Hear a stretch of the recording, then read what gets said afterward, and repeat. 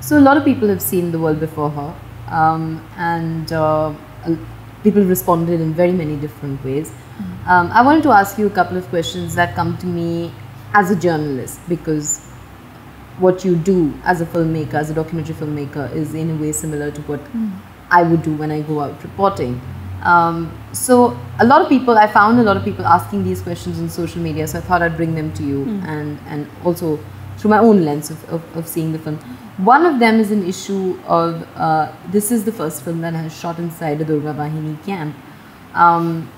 Was that a bit of a challenge for you? How did you manage to get that access, and were you apprehensive when you were going to ask the permission to shoot inside? What did you have to tell them? Yeah.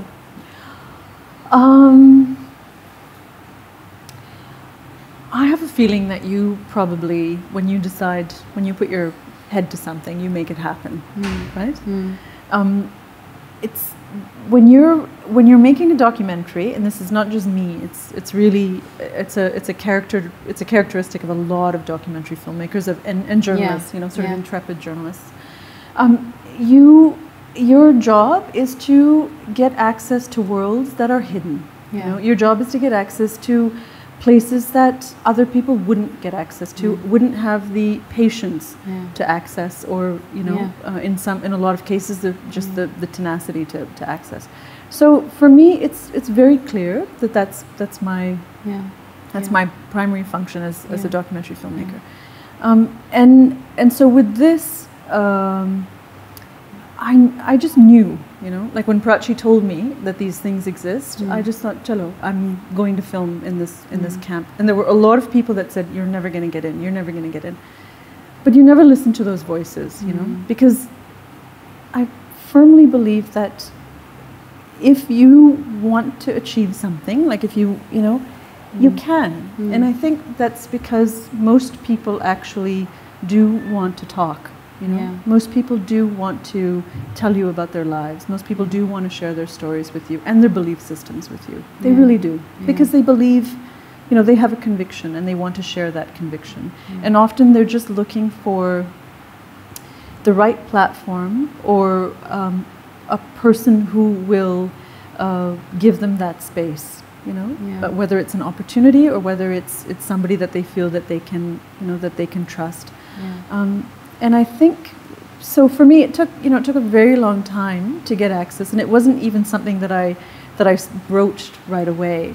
I knew that in order to even start that conversation, that people within the movement would have to get to know me. They'd have to get to trust me. Like you have to build these relationships, as you know.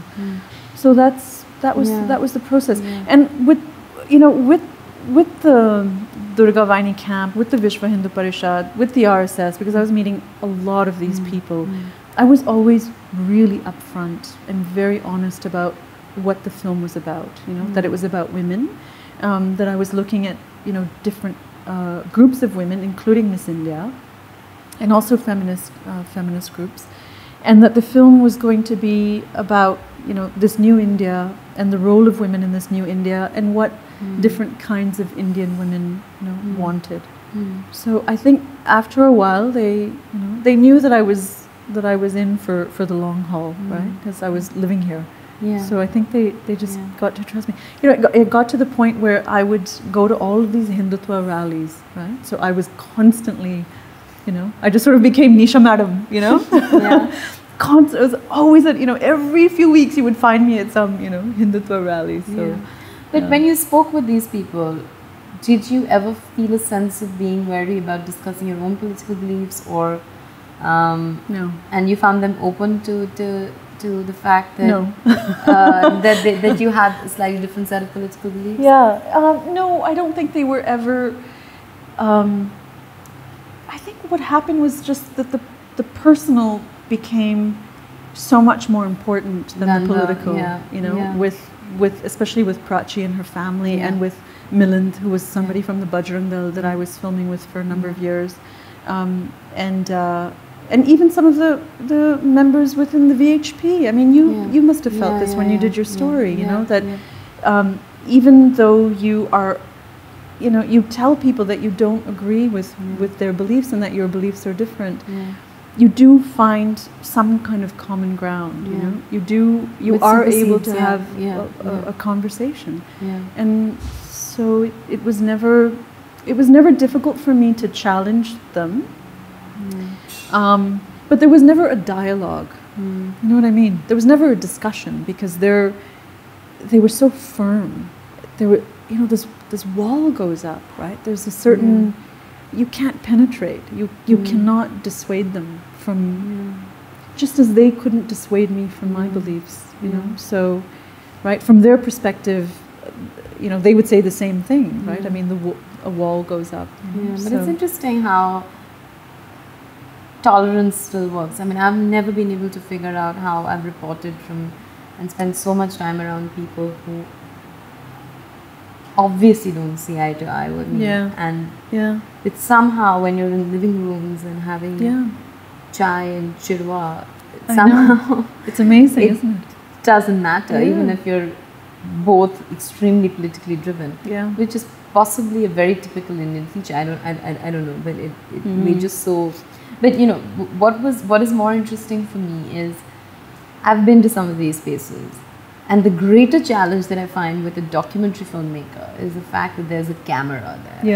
You know, somehow when you're a journalist, it's still two people sitting and talking. You might be recording on your phone. You know, you'll tell them, they'll forget about it. In the middle, they keep saying, "Acha, ye band kar do." You know, there's a greater, but the fact that there's a camera there. Does that make it more difficult? Because you obviously did spend time with them when the cameras were not on as well. Was that a greater challenge? I'm talking to you right now, and all of a sudden that you've mentioned cameras, I'm aware. You know. But sorry, but we're also people who are more used to the camera. In a sense. So there's a degree of natural comfort. Unlike maybe your subjects. But I think you get people to a point where they feel extremely comfortable. And where the camera, you know, the camera just becomes kind of an extension of you, you know? And so people really forget, you know, and it's not, a lot of people think that it's the director, you know, it's the gift of the director. It's not. It's actually the team. So the team creates a kind of energy. You create sort of a universe for these people to become very comfortable in. And I always work with fantastic crews. I always work with, you know, with people who are, they tend to be just very calm and non-judgmental, you know, and they kind of recede, you know, they recede into the, you really do just become part of the furniture, you know, and that's really the magic of a great crew kind of working together when you're doing documentaries. So that's what we had a really amazing team. So you just, you know, you really do forget. And I think also, especially with Prachi, you know, and her family, God, I was bugging them for almost 2 years, you know, like constantly, you know, constantly being in touch, constantly going over, you know, spending time with them. So I think they really felt just a great ease, you know, with all of us. Eventually, so, But you know, as much as I agree with you, your crew really matters. Who's going, even if you're a journalist, one photographer with you, that energy really matters.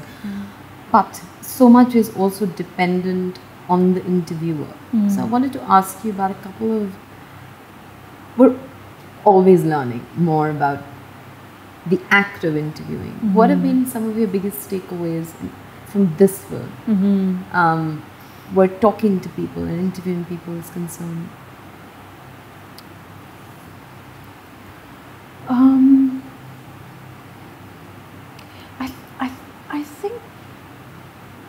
I think for me, with this one, I became a better listener, you know?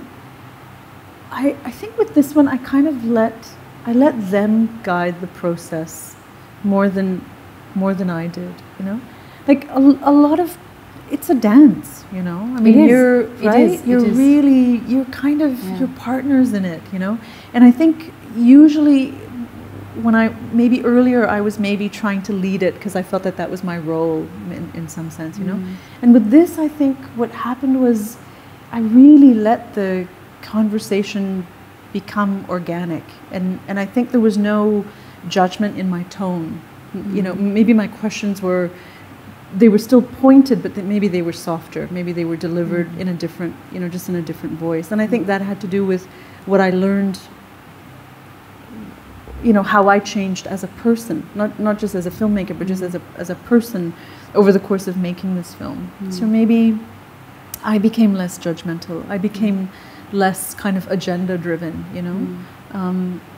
I think my sort of, in some sense, my whole kind of philosophical outlook changed so much, and maybe that became, you know, that was reflected maybe in the way that I asked questions, and some of the questions that I asked, you know. That's why Prachi's father felt so comfortable talking, you know, about, you know, burning her foot, right? So is there, I get what you're saying about not being judgmental, but is there also an effort that you need to make to not let judgment come through when, because you know that there shouldn't be judgment, but judgment is usually reactionary. Yeah. It's not really, is that something you've become better at? Of not letting judgment show through even when there is residual judgment? I won't say judgment, but a struggle. You know, I mean, when you're presented with facts, it's not every day that somebody is sitting in front of you and saying, "So show them the mark where I burnt you." Yeah, there is a bewilderment, even if there isn't judgment. There is a moment of like, this is not my universe. How do I respond to this? But it's all happening in real time for you, unlike for the audience that can respond to it in their own sweet time. But you have to respond to it immediately. Is that a bit of a challenge? But also know that if you react very strongly to it, you will alienate your subjects, which defeats a larger purpose. So were you, by the time you started filming, were you already comfortable in that universe, or was that an ongoing struggle for you? Yeah. You know, with that specific incident, I mean, Prachi's father had told me very early on that he beat her, you know, that he used physical violence. So that's why I asked the question, you know, do you hit her? Because we'd already had this conversation. I knew he wasn't uncomfortable talking about it. The degree, you know, when he told me that story, that was definitely, you feel that viscerally, like you feel that in your stomach, you know. I mean, that's tough. But it's a very curious space that you must know this, but it's a really curious space that you go into when you're interviewing people, because you're in it and you're also detached at the same time, right? You're there and yet you're thinking a million different things about how is this going to cut, you know, like you're conscious and lost at the same time, and I don't even know how to explain it or describe it, you know. You understand, right? So you do that. And so you're reacting and there are things going on, but that other voice, that voice of kind of logic and detachment is more powerful in those situations, in those moments than the human that's kind of, you know, reacting as anybody would. Yeah. So it's a bit of a, I can't really even sort of explain how it works. That said, there were definitely a few times making this film, more than any other, where it was hard to keep your composure, for sure. You know, in all many aspects, like anger, sadness. You know, definitely. I mean, it was a challenge. The other thing that interests me is, and this relates to the question of negotiating a balance between being entirely honest with your subjects, which maybe is not so much of a question for the kind of journalism I do, because I don't spend that much time with my subjects. But I mean, if you're filming over 2 years, some of them become a part of your life, friends, you know, maybe even family. And it's interesting how, I mean, for me to ask you, how do you negotiate the balance between complete honesty with your subjects? Because, and how do you resist influencing them? Not influencing their answers, but influencing their choices. I mean, wanting to influence them, you know, in a way that you would friends. I mean, you wouldn't remain entirely neutral if we were friends and I was doing something that you felt, you know, you would want a greater degree of maybe say in the choices that I was making, right? You'd give me active advice, maybe try to influence my decisions. How does that work when you're working with subjects which are vulnerable subjects? You know, that's a great question. Like Ruhi, you know, who one always feels is so vulnerable, and she could be falling apart, and you want to tell her that, hey, you know, this is shit, this doesn't matter, you know, this contest is not really the be all and end all of your life. But if you're doing that, if you're giving them that sort of advice, you are becoming more and more complicit in more and more a part of the narrative. But you're not supposed to be a part of the narrative. So how does that work? Well, with Ruhi, it was never an issue. You know, with Ruhi, there was never that temptation to. I mean, there were intervene. I mean, I would hug her and I would say she was fabulous, and you know, reassure her and tell her she was great and smart and beautiful, and you know, kind of be her cheerleader for sure. We all did. With Ruhi, you know, you just felt she was going to be okay. She had a great family. She was supported. Because you knew early on that there isn't that much of a chance that she will be in the top 3. I mean, you kind of know, you know, you go into those situations and you sort of know, you know who's going to. It's obvious, right? And on some level, for sure. But yeah, you do your thing. You reassure and it's genuine, you know, because you do really start to care about. You can't not. You know, you can't not care about these people. But that's my question: with, caring right? too much and not. But with Ruhi, it was very easy. With Prachi, it's not at all. You know, with Prachi, definitely. To this day, you know, I give her advice, right? So with Prachi, it was very. I mean, it works on a few different levels. So. If she asks me what I think, you know, and our conversations were never political. They were never, you know, what should I do? Should I leave the VHP?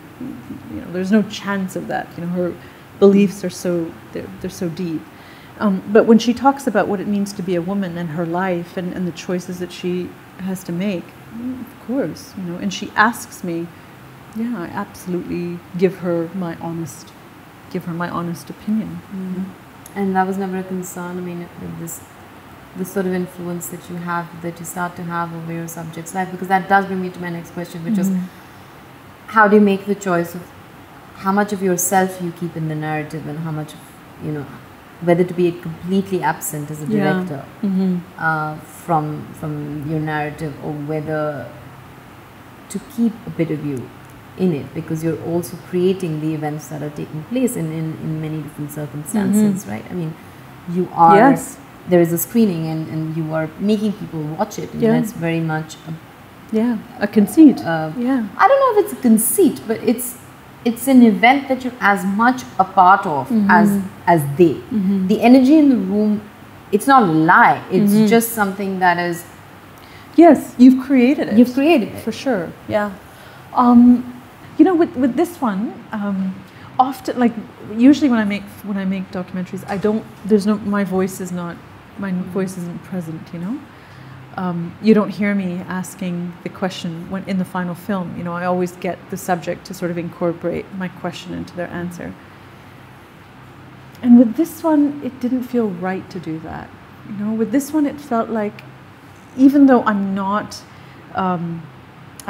present, I wanted people to know that I was there. You know, I wanted to remind people that you were there. That there is a filmmaker that's, you know, that's kind of bringing this to an audience, right? That, you know, just get past the veil in some sense, or lift the veil in some sense, you know. So with this, it was really important for my voice to be heard, you know. But I also get really, I also get really uncomfortable when I watch a film and the filmmaker is really present, you know, because then it feels almost like, am I watching the filmmaker's story? Is this the filmmaker's journey? You know, what am I doing, right? So with this one, it was really difficult to find the balance because there were times where we could have had more of me in there.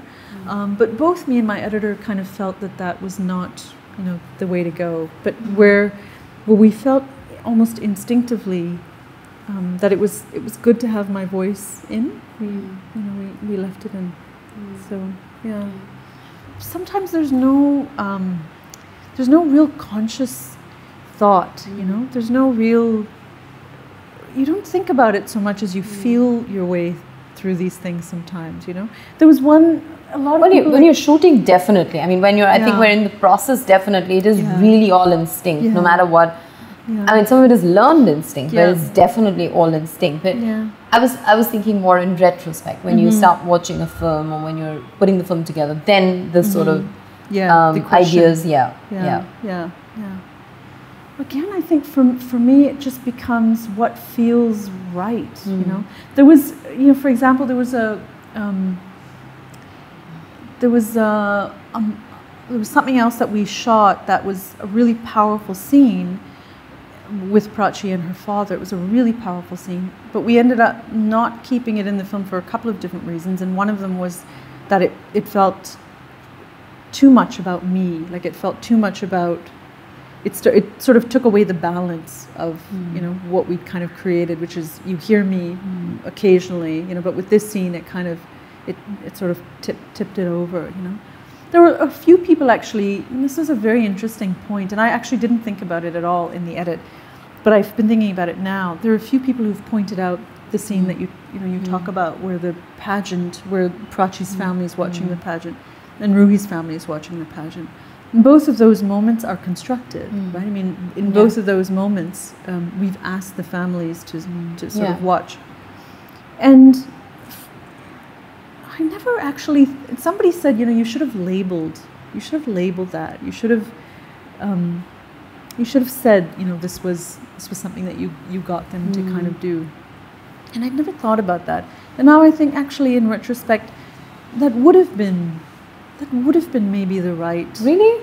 I mean, because I don't know. I don't. Technically, everything is constructed. I mean, when you're sitting down and talking to a subject, the very act is constructed. The very act that Prachi is sitting on that rock and talking about her life, or sitting in an auto rickshaw and talking about it. It is, all of it is constructed. Yeah. So I'm not sure why that should be singled out. I mean, there is an awareness that there is, all of this is being, even an interview is a performance for the camera. I mean, it becomes, in fact, that is something that, another thing that I wanted to, I don't know if you ever had an experience like that, but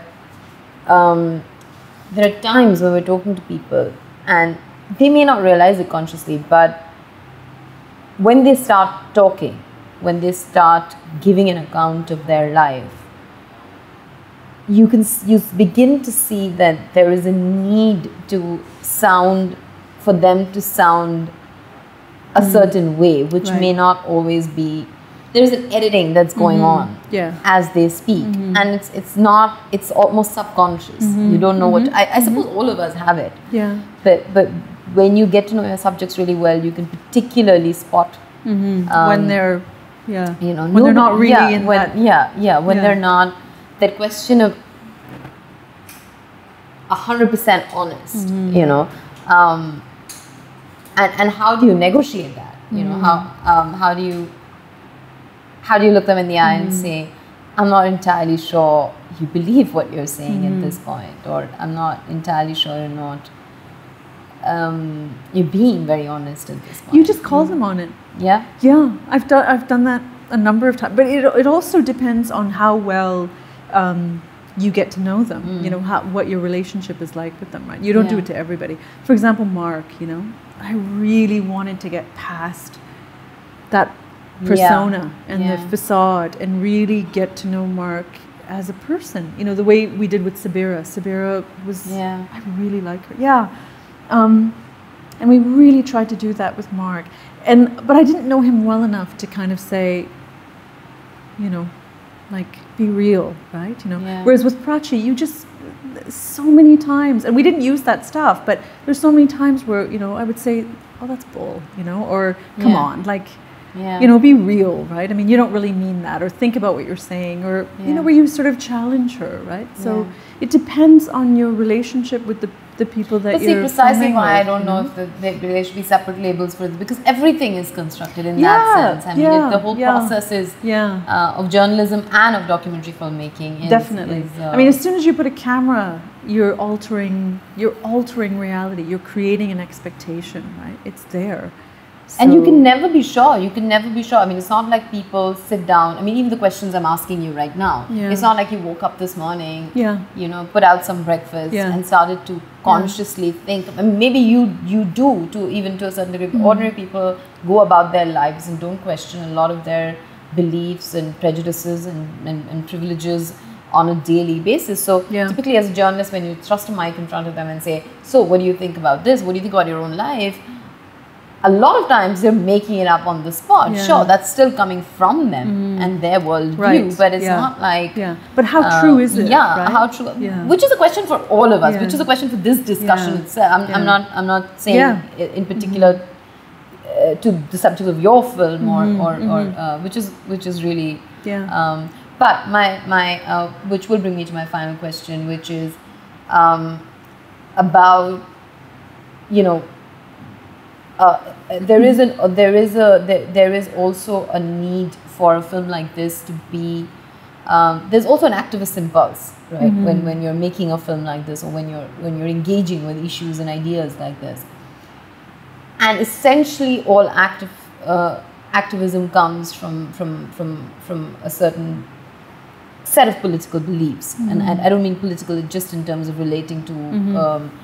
Governance or you know, electoral politics, but gender politics, you know, politics, religion, identity, all of that. How do you make a film like this, and where do you strike the balance between neutrality and objectivity? How do you negotiate the balance between amorality and objectivity?